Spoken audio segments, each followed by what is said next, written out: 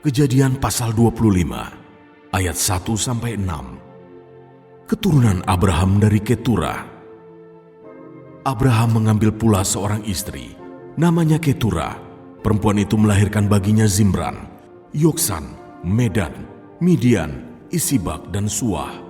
Yoksan memperanakan Sheba dan Dedan. Keturunan Dedan ialah orang Asyur, orang Letush, dan orang Leum.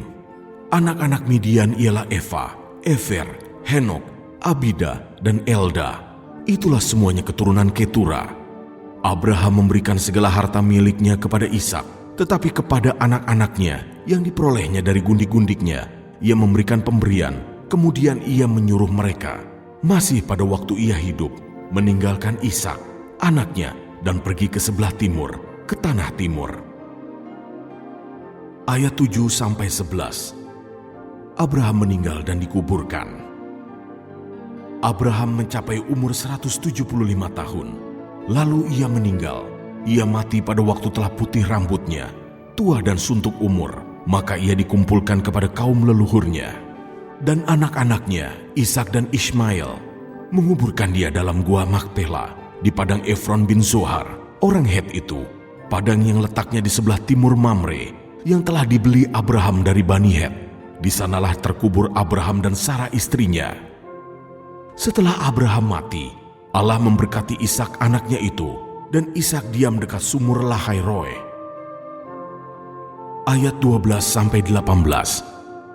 Keturunan Ismail. Inilah keturunan Ismail anak Abraham, yang telah dilahirkan baginya oleh Hagar, perempuan Mesir hamba Sarah itu. Inilah nama anak-anak Ismail, disebutkan menurut urutan lahirnya: Nebayot, anak sulung Ismail, selanjutnya Kedar, Adbil, Mitsam, Misima, Duma, Masa, Hadad, Tema, Yetur, Nafis, dan Ketma. Itulah anak-anak Ismail, dan itulah nama-nama mereka, menurut kampung mereka dan menurut perkemahan mereka. 12 orang raja, masing-masing dengan sukunya.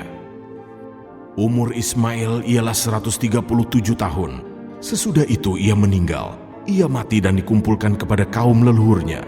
Mereka itu mendiami daerah dari Hawilah sampai Syur, yang letaknya di sebelah timur Mesir ke arah Asyur. Mereka menetap berhadapan dengan semua saudara mereka. Ayat 19-34. Esau dan Yakub. Inilah riwayat keturunan Ishak, anak Abraham. Abraham memperanakan Ishak, dan Ishak berumur 40 tahun ketika Ribkah, anak Betuel, orang Aram, dari padang Aram, saudara perempuan Laban, orang Aram itu, diambil menjadi istrinya. Berdoalah Ishak kepada Tuhan untuk istrinya, sebab istrinya itu mandul. Tuhan mengabulkan doanya, sehingga Ribkah, istrinya itu mengandung.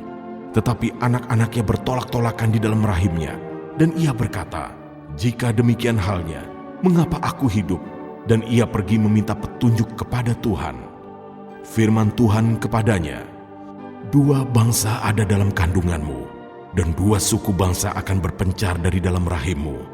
Suku bangsa yang satu akan lebih kuat dari yang lain, dan anak yang tua akan menjadi hamba kepada anak yang muda." Setelah genap harinya untuk bersalin, memang anak kembar yang di dalam kandungannya. Keluarlah yang pertama, warnanya merah, seluruh tubuhnya seperti jubah berbulu. Sebab itu ia dinamai Esau.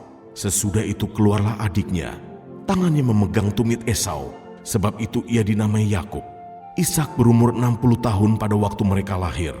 Lalu bertambah besarlah kedua anak itu.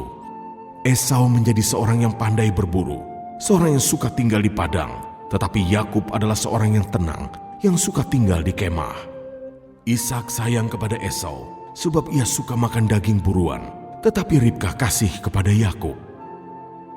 Pada suatu kali Yakub sedang memasak sesuatu, lalu datanglah Esau dengan lelah dari padang. Kata Esau kepada Yakub, "Berikanlah kiranya aku menghirup sedikit dari yang merah-merah itu, karena aku lelah." Itulah sebabnya namanya disebutkan Edom. Tetapi kata Yakub, "Jualah dahulu kepadaku hak kesulunganmu." Sahut Esau, "Sebentar lagi aku akan mati. Apakah gunanya bagiku hak kesulungan itu?" Kata Yakub, "Bersumpahlah dahulu kepadaku." Maka bersumpahlah ia kepada Yakub, dan dijualnyalah hak kesulungannya kepadanya. Lalu Yakub memberikan roti dan masakan kacang merah itu kepada Esau. Ia makan dan minum, lalu berdiri dan pergi. Demikianlah Esau memandang ringan hak kesulungan itu.